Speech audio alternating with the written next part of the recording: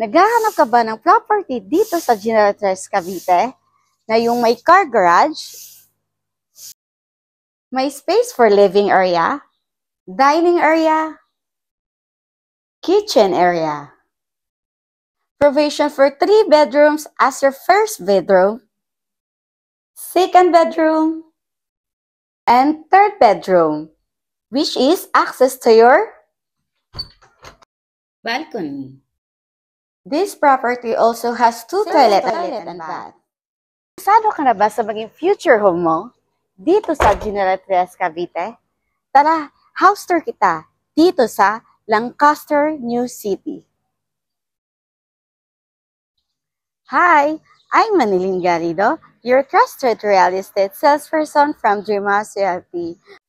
Alam mo ba na di mo na kailangan lumayo dahil mismo sa loob nitong community ng subdivision nito ay mayroon ng transfer hub na point-to-point bus going to Manila or from Manila to subdivision in just around 30 minutes via Cavitex. Pagdating naman sa mga needs and wants nyo, andito na din sa loob ng subdivision like malls, supermarket, church, and school.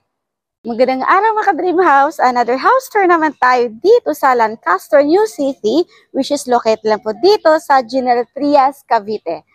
Ipakilala ko po sa inyo sa araw na to si Thea Model Unit na isa sa property dito sa Lancaster, New City na 2-story townhouse na provision for 3 bedrooms, 2 toilet and bath at may space for car garage. And the lot area nito guys is 50 square meter while the floor area is 60 square meter. Now, let's start the house tour guys. So again, 2-story townhouse, si Thea Model Unit na meron pang space for car garage. Again guys, this is the actual turnover. Then later, papakita ko naman sa inyo the model dress-up unit. So again, so ito yung space for car garage. So kasya dito isang sasakyan, even SUV or sedan. So, ang kakadahan dito guys sa Thea Model Unit, kahit papano, naka-overhang na yung second floor. So some part of your car garage, covered na siya. So again, this is actual turnover. So pagka-turnover nito, ito na po siya, level soil. So since ito po ay townhouse, so ang property line nito guys is ito. Itong line na to, ito yung property line mo hanggang dito. So, ito yung magiging property line mo since ito po ay townhouse. So, dito naman sa harap, itong space na to, ito yung from here hanggang sa dito, yun naman ang part na magiging frontage ng property mo. So, now, check naman natin sa loob. So, again guys, this is the actual turnover. Main door natin is still door type, which is bakal. So, hindi siya basta-basta kakalawangin at garantisadong matibay po yan. Again, this is the actual turnover. So, ito na po yun. Kung ano pong nakikita nyo, this is it. So, semi-complete turnover, it means yung floor natin, smooth cement finish na. Fully painted na po yung walls hanggang ceiling. So, semi-complete turnover na po to siya, guys. Unti na lang po idadagdag nyo for upgraded as interior design. So, yun. Ang kagandahan po kasi pag smooth cement finish yung floor natin is nakakapili ka po ng magandang tiles, colors, or textures. So, yun po kagandahan nun. Then, so again, so dito sa first floor natin, naka-ready na po ng mga electrical wires. See, naka-ready na po siya. Then, dito, sa frontage ng property mo, naka-staircase window na po tayo dito. And of course here, meron na din pa tayo another window which is nakikita mo yung car garage mo, space ng car garage mo. So again guys, so now check naman natin. So kung napapansin nyo, mahaba siya. So hindi siya like dikit-dikit. For example, andito yung living area mo, andito yung dining area mo, and doon naman yung kitchen mo. And ang kagandahan dito sa property guys, meron na po tayong provision for dito sa ground floor for first bedroom. So again guys, naka-partition na po yung mga kwarto dito. So less expenses para kung if ever mag-move in na kayo. So naka-ready na po dito yung first bedroom dito, which is Semi-complete na din, which is naka-tiles, naka-fully painted na po yung mga walls hanggang ceiling. Then, meron na din po tayo dito bintana na naka-ready na din po for aircon po, provision for aircon. Then again, naka-smooth cement finish na din po yung floor natin. Then, naka-ready na din, of course, yung mga outlet. Kaya kung kayo ay may mga matatanda, so good for them para hindi na sila aakyat. So, see? So now, by the way, yung door natin dito sa mga rooms po is made of panel door or kahoy. Kahit karantisado, matibay din po yan. Now, katabi ng first bedroom ay meron po tayo ditong first toilet and bath. So sa first toilet and bath natin, yung door natin is PVC type. Naka-tiles na po yung floor hanggang sa walls, which is semi. Then the rest, fully painted na po. And of course, complete na din ang fixtures niyan. Meron na din po tayong lavatory, water closet with flush type, shower, and meron na din po tayong awning type as a window. Now, dito naman sa side na to, katabi nito, this is your kitchen. So again, this is the actual turnover. So, naka-tiles na po yung countertop. Meron natin po tayong stainless sink with faucet. And, of course, hindi nawawala ang ating window, which is awning type. And, of course, naka-ready na po upon turnover yung modular cabinet natin. If ever gusto nyo po, since parang like nasisikipan ka, pwede mo siya i-move to your service area para mas lalawak pa yung kitchen mo. Now, check naman natin yung service area. So, again, this is a panel door, wood type. So again, this is a actual turnover. So this property, meron of course service area. So again guys, so since townhouse po to, so ang property line natin dito is here hanggang dito. Yan. Ito yung maging property line mo dito sa service area. Okay, now check naman natin sa loob ulit. So again guys, this is check naman natin going second floor. But before that, ang kagandahan dito guys, bows na pagkagawa. So, galing trasadong matibay. Then, yung footstep natin dito, buhos na din, semento. When yung hand railings natin is bakal na din po. Now, going here, second floor. So, ang second floor natin dito guys, meron po tayong 2 kwarto at isang common toilet and bath.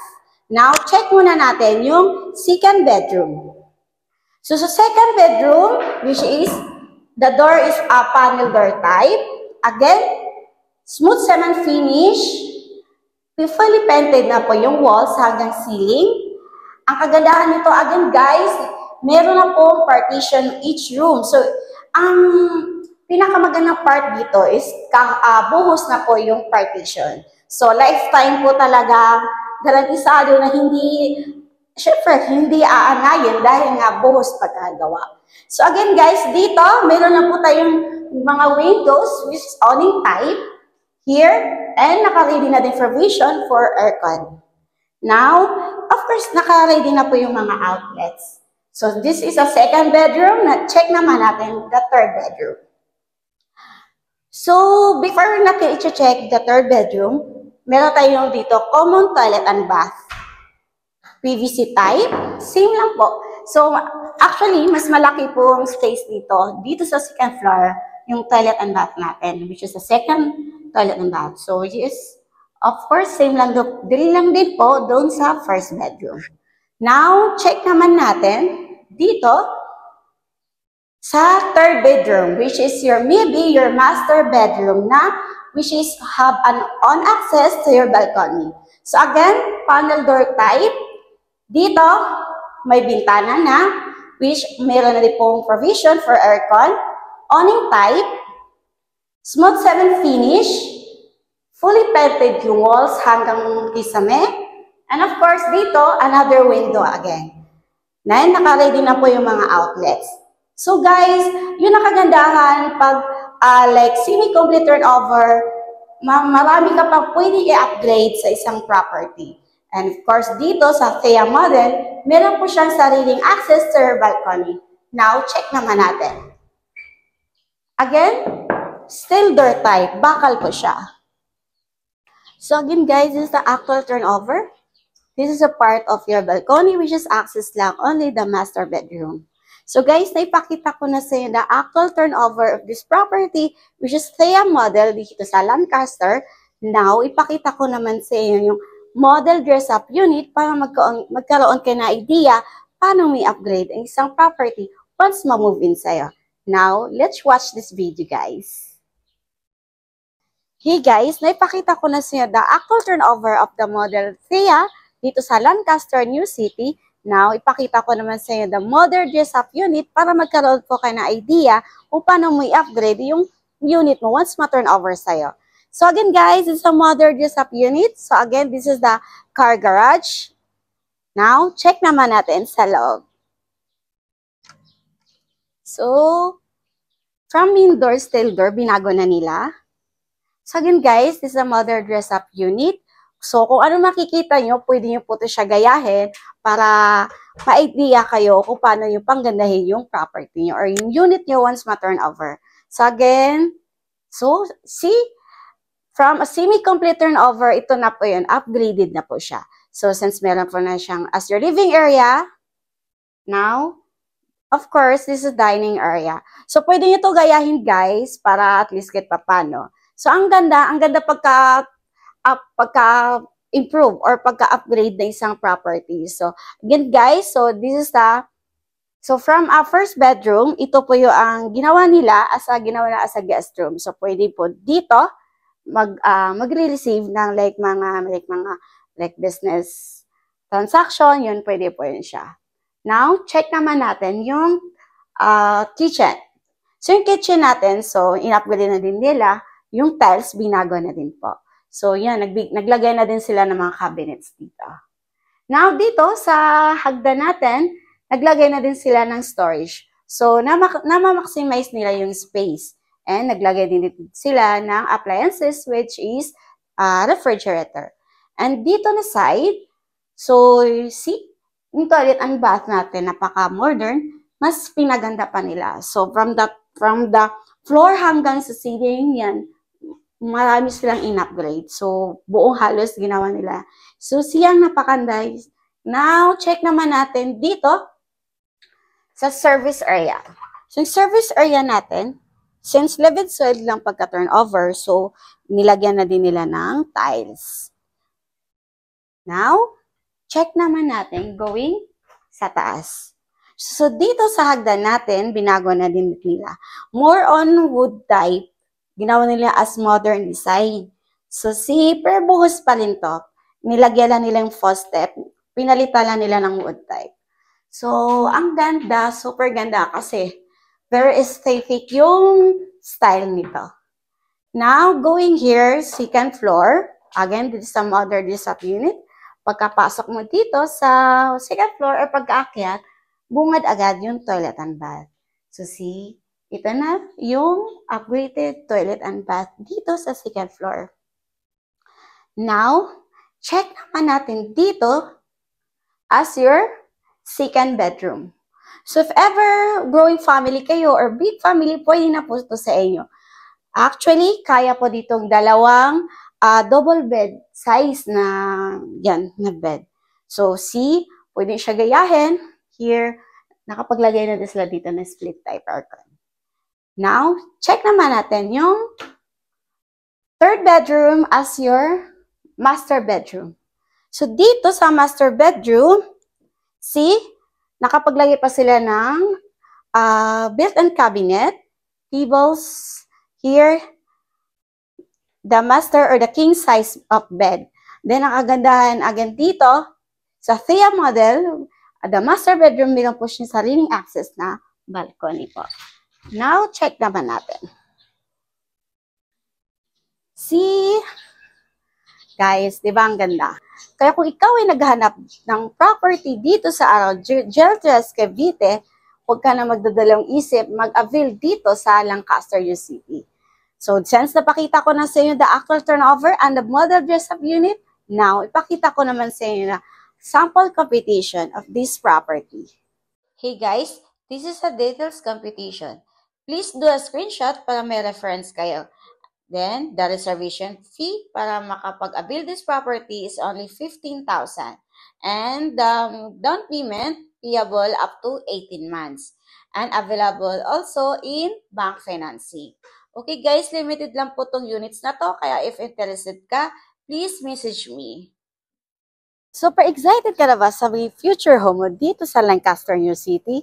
Tara, message nyo na ako para ma-assist ko po kayo from the site tripping, reservation, hanggang sa turnover na maging unit nyo. Again, I'm Manilyn Garrido, your trusted real estate salesperson from Dreamhouse Realty. See you soon! Thank you, ka Dreamhouse!